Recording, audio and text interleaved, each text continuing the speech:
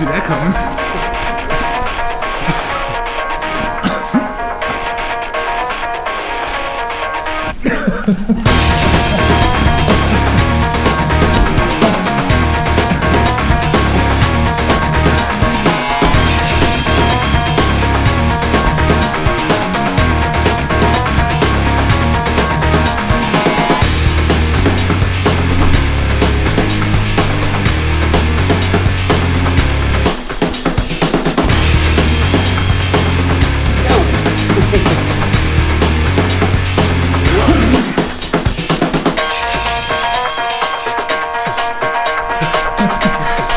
Get his hands free.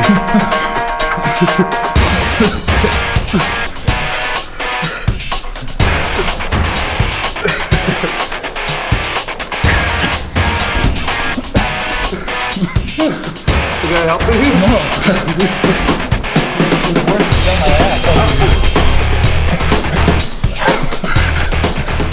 Travis Browne can't get his hoodie off. I've got him. He wears the key to the ring.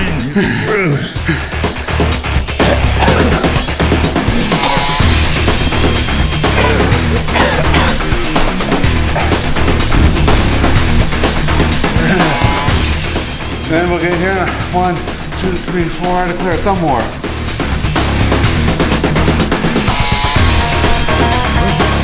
Right here.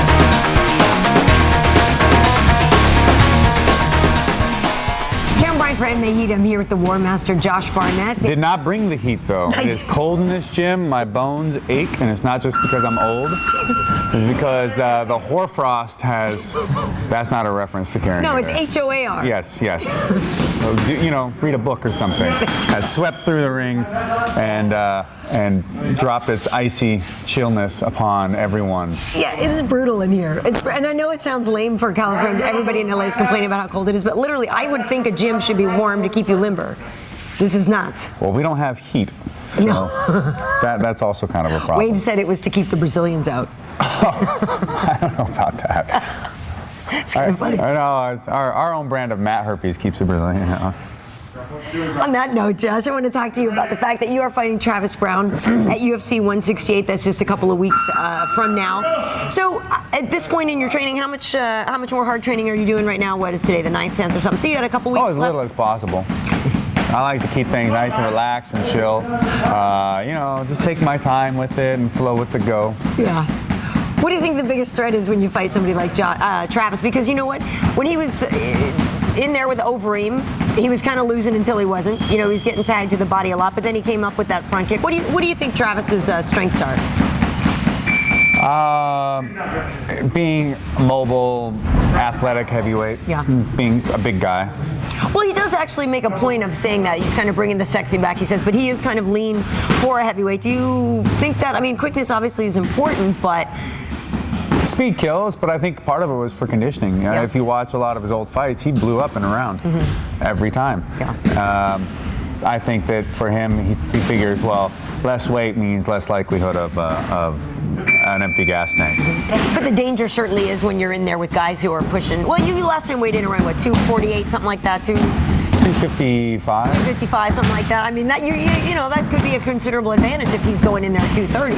Yeah, I suppose. I don't know how heavy he's going to show up for this, but I know that he's a 6'7", even at 230, he's going to be strong. But you know, if he's carrying 260 around, that's just going to wear on you. Yeah. There's no doubt about it. Right. But I imagine that you know, a person like Travis banks on the idea of not having to carry that around. You know, not being within position to have me exert some strength and size on him. But of course, the Barnett plan is to just maim.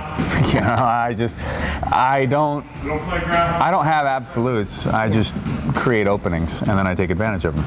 Well, I want to talk about the fight with Frank Mir. I was there in Milwaukee. That one was, right? So, in fact, actually, it's my cover picture on my Facebook page when you were up on the post-fight show with us. You look nice. You're in your nice white T-shirt. It's a fancy. Yes. I was in my nice white T-shirt designed by Kiyoshi Nakazawa, and we were up there just chatting away. Exactly, but I'm curious how you feel about that. I know some people still will say that that was an early stoppage, but if we can remind people, just your thoughts on that, and do you feel it was early or? It was in his favor because it was only going to get much worse from there on out, and I think the stoppage in terms of I would like to have let him give him the opportunity to fight back more, but there wasn't going to be much fighting back. I also wanted the opportunity to really lay it in on him, because that was it. He dropped in my hand. He fell like someone had cut the strings on a marionette.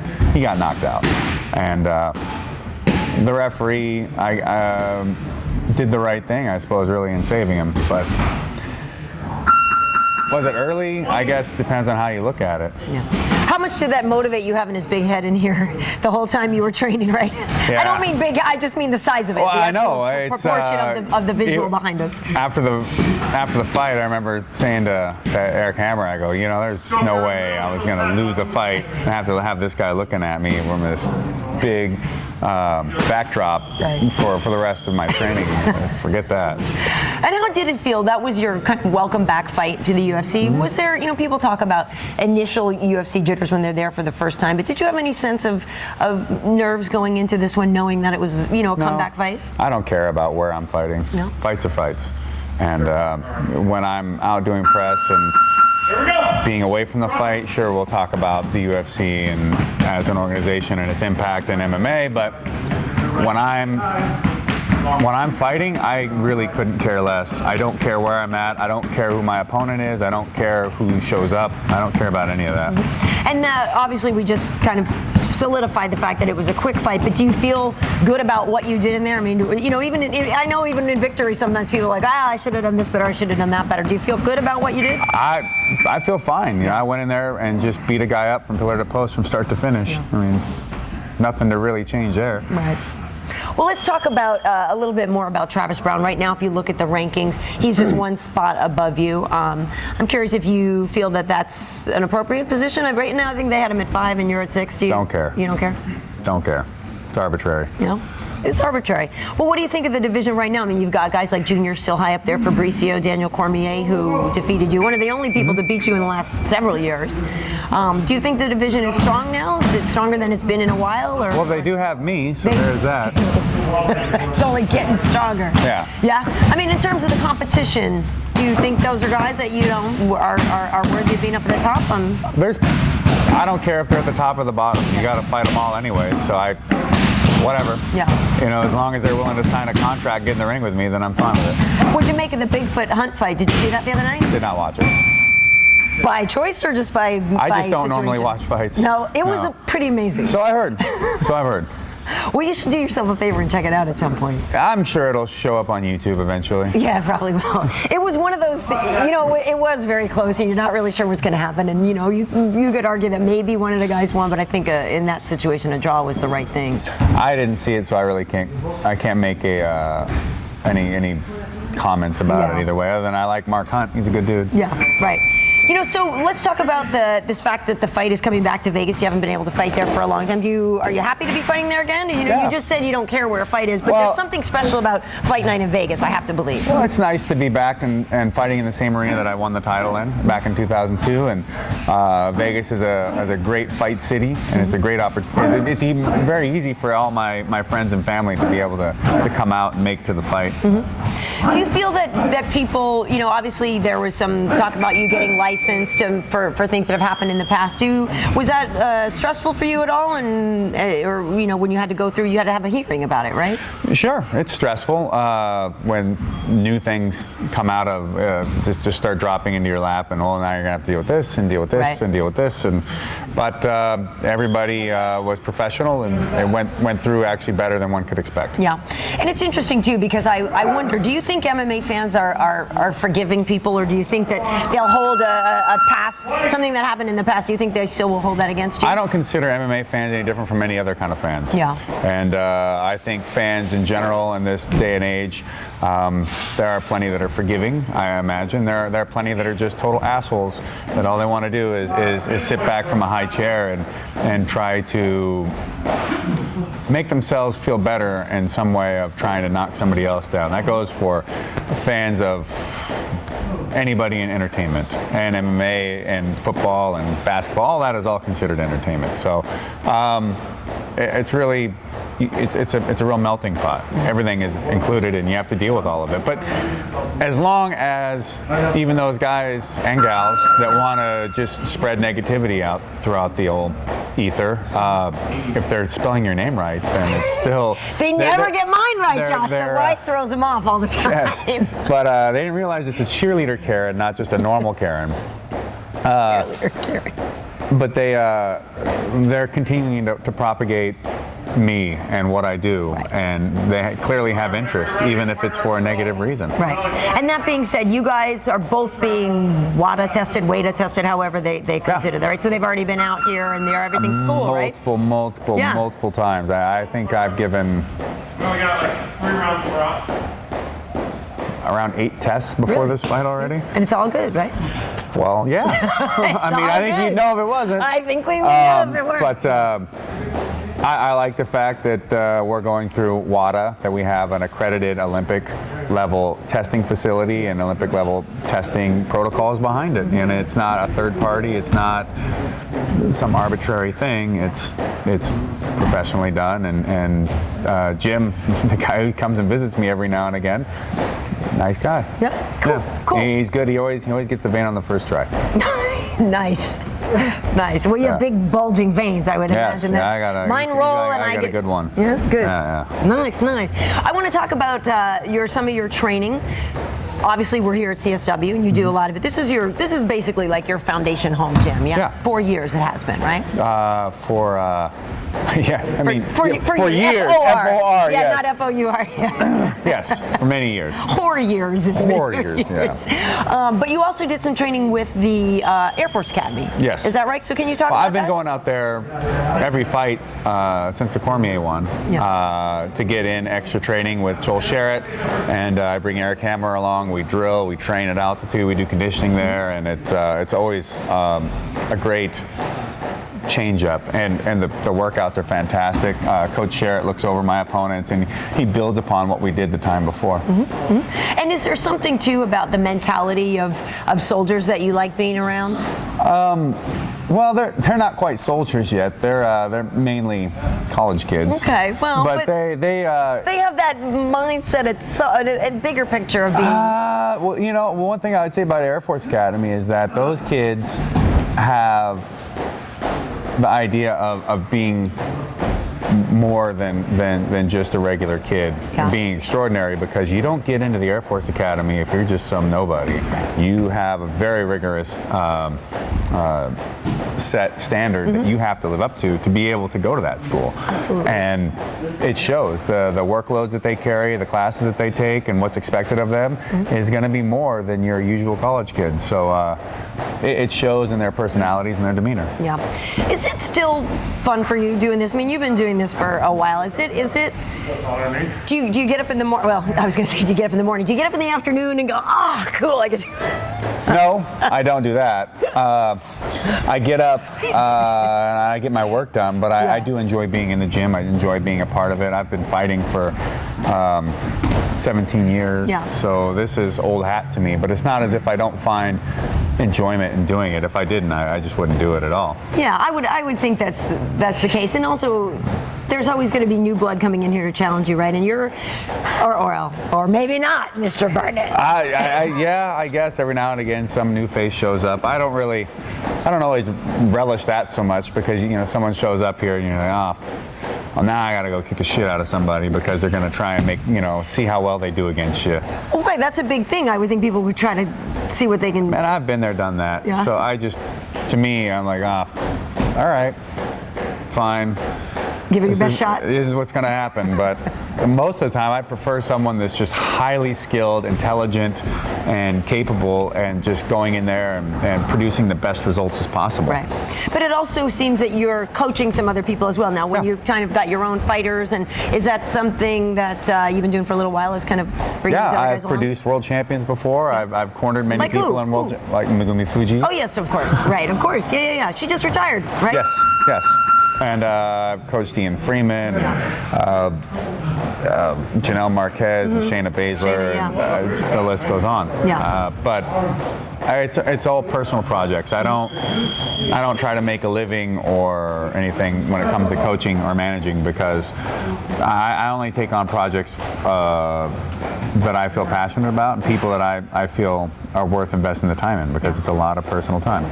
That actually reminds me of the time I forget which fight it was that Shayna was doing. It was one of the CBS ones, I guess, and we were in the interview room, and you guys were doing your pro wrestling. Like, I forget what move it was where she came up and comes down and spikes her. I always like Shayna. She's great. You know, it's interesting too with the whole Ultimate Fighter. How have you spoken to her since all that's gone down? And no, yeah, I mean, she's finally moving out to California, as I had instructed her to do 5 years ago. But now she's going to do it, and we're already setting the stage for all her training out here and getting her back on the right path. Nice. Well, she's been out at Glendale Fight Club a bit, right? A little. She's been out here on like pleasure trips. Yeah. And so she's been going there and then training with me at the Tap Out Gym in downtown LA. And I'll put together training sessions with her and Jessamyn Duke and Marina Schaefer and my fighter Victor, Colleen Schneider, and a good group of just solid individuals. They're all around the same weight. Nice. You know, that's great, and it's interesting with her because she's been in it so long, and you feel like, I hope she didn't peak too soon. I want her to do well in the UFC. You know, I want her to do well. Now is the time to find out. Yeah. Well, I guess so. I guess that's right. So listen, if you get past Travis Browne, you think that would make you next in line for a title shot? I'd say it seemed likely, but you know, I don't decide who fights who and when. But I would expect that. I would think that not only would the fans want that, but even the press and at large would think, well, here's the clear next challenger for Travis, because who else is really left? But I know that Verdum still wants his title fight as well. So all I can do is go out there and beat the people they put in front of me, and then get whatever is coming my direction. Whatever's left over, I'll just pick it up. How good do you think Kane is? I mean, he's good enough to be champ. Yeah. I mean, you got to be pretty good to do that. Yeah, yeah. I mean, do you see any holes in his game, though? Sure, yeah. I mean, I think he had a hole in his shorts last time, even. That was for the ladies. Yeah. Holes in his socks. Okay. All kinds of stuff. All right, Josh. Well, I think it's time for you to get some training. We're gonna watch a little bit of that, if you don't mind. It's your, you know, if you don't have anything better to do, I guess it's your time, not mine. Well, thank you, Josh, and we'll be out there at UFC 168. I think it's going to be a great fight. I did want to have a couple more questions. Do you think Anderson will get his belt back, or do you think Chris Weidman will take that one? No, I fully believe Anderson will beat him within 2. Really? Within 2? Okay. And what's your take on Miesha versus Ronda? It's going to be fireworks. It's really up to, I think the biggest factor is how has Miesha prepared to fight Ronda. Her emotions ran way too high, and she gave huge openings to Ronda when they fought the first time. There were times where it was competitive, and then times where Miesha just threw all caution to the wind, and that's when she got in the biggest trouble. You know? Well, it'll be interesting because in a way you could almost argue that Ronda's the one who'll be more emotional this time. Yeah, might be, but not, Ronda, you know? sticks to what she does. Yeah. Ronda, even emotional or not, she sticks to what she does. She sticks to her game plan. She sticks to her strengths, and she forces her dogma upon her opponent. Well, and she's been such a high-level competitor for so long. I mean, I've never been in the locker room with her before a fight, but to me, she seems like the type who would be unshakable. Hard to say. I mean, I liked seeing her composure when she was caught in that choke, or that near choke scenario with Liz Carmouche on her back. That showed a lot of mental toughness and just ring savvy, or competition savvy, I'll say. But Miesha has plenty of talent and skill. It's just that she needs to, if she's going to be successful in this fight, she has to stick to something and focus on making Ronda fight within that pattern. I think she would have beat Kat Allendal too, but she was so excited, so overamped, she never ever settled in any positions and was constantly floating, giving space. Kat's knees were pretty brutal too. Kat's knees were a non-factor for 2 rounds. For 2 rounds, she was on her back, stuck in bad position, except you know, Miesha wasn't. she wasn't patient enough to settle and keep the position. So by come third round, Kat had started to get her head of steam. Miesha was tired from obviously putting a lot of effort out there to put Kat on her back, and then that's when she was able to get that work in. But there was a whole first round, and most of the second round was all Miesha. It was her opportunity. It was her fight to lose, and she's got to be able to settle herself in the ring and be calm and be patient and be aware. It's going to be a great fight. And Miesha's tough, you know. She's not going to give up. That's the thing. She will not. She is tough. She will never quit. Awesome. Hey, last question. Can you come to my house on December 24th? You got a whole Kris Kringle thing going on, and my daughter is still totally down with Santa. Come on, man. You know, I don't know. Come on, Josh. It seems as though I'm more of a Krampus than a Santa, really. You can totally pull it off, though. I'll give you cookies. Perfect, right before my fight. You don't have to worry about your weight. No, I don't. You know, but Viking Santa, huh? Yeah, totally. And give your daughter broadswords and helmets and death metal music. Nice. That'd be great. That'd be great for you guys. I'm sure you'd love it. He's so happy. Happy holidays. Josh, it's always a pleasure. Thank you for taking the time today, and we'll see you again in Vegas. Will do.